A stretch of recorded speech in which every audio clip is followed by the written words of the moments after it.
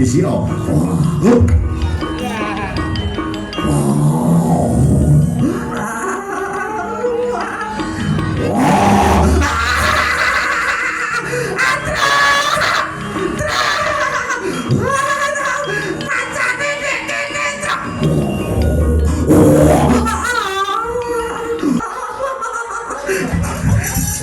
Loh, lah kok telas?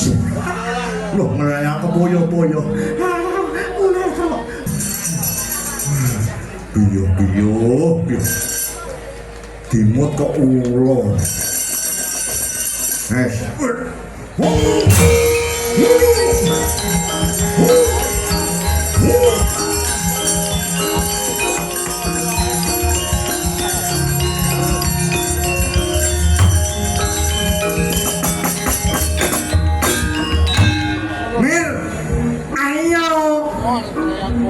Kancane mangkat kok mendak budal lho.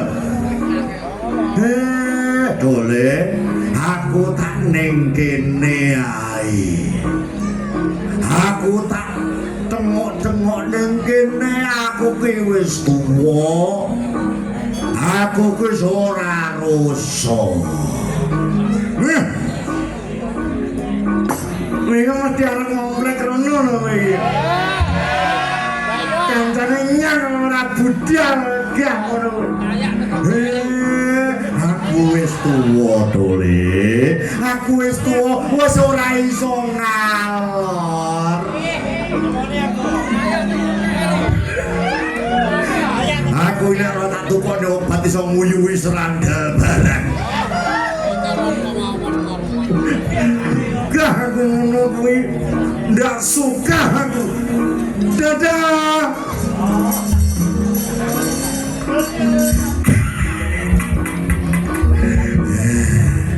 Rombong aku model yo ngono kuwi.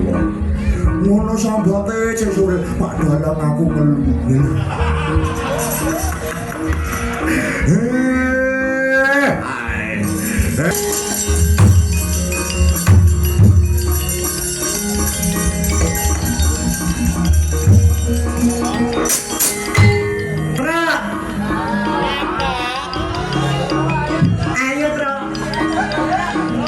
Darane lho.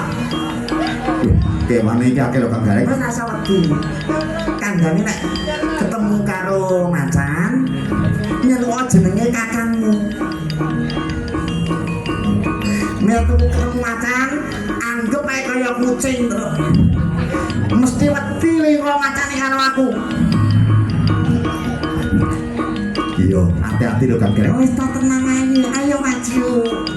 Ayo nyusul darane ya, ngewangi babat alas. Yo, maju ya Tra ya. Ayo Tra. Yo Kang Gareng yo, disio.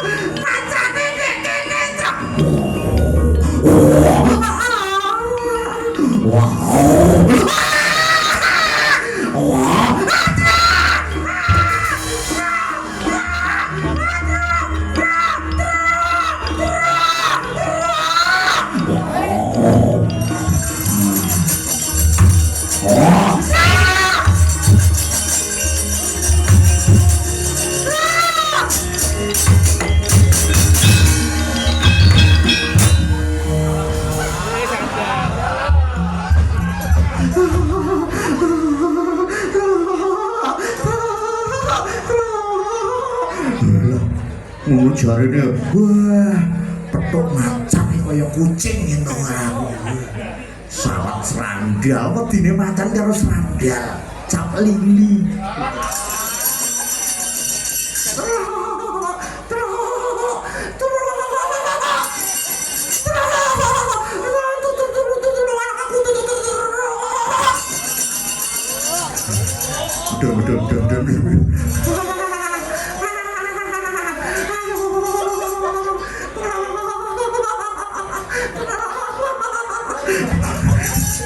Loh, lah kok telas? Loh, ngerayang kepoyo-poyo. Mulai kok. dene petuk macan ki ora wedi. Ora apa-apa to, nek dicokot ora apa-apa. Nek dimot.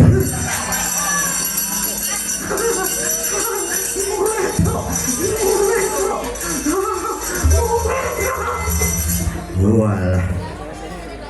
Ngejak rombongan ora apa-apa. Wis tekan omah ora lho ngono. Asme cacahe jane ning ndi to?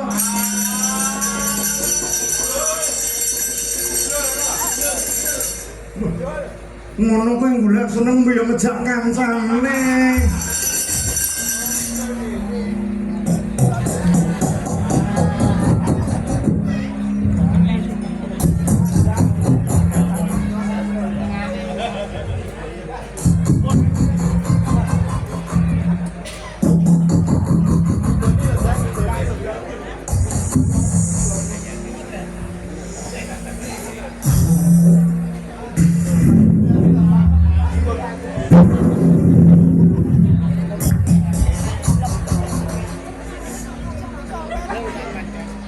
Yo.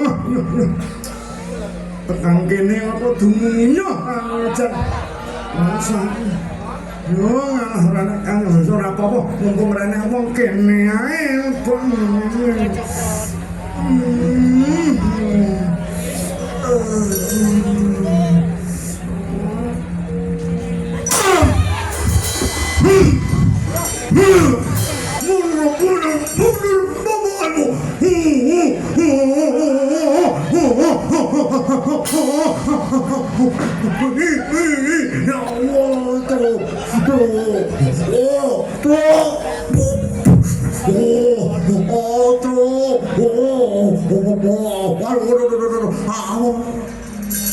Pengen apa kok?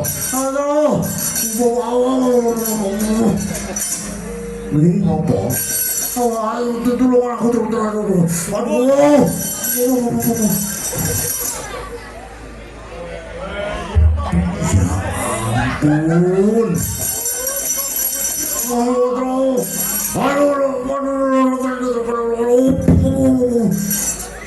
Kok iso dimoto luar piye lho?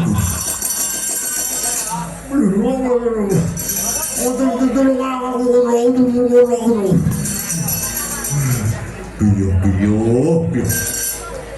dimut kok ulo.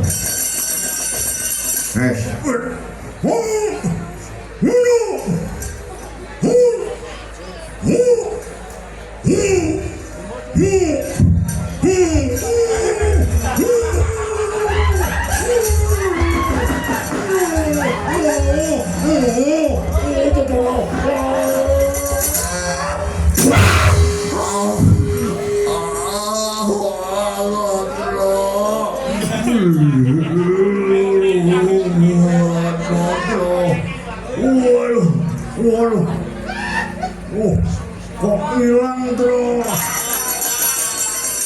Waduh, kandel nih cangkemnya terus. Gusti nyuwun ngapura, duwe rombongan ora pokro kabeh. Mulai.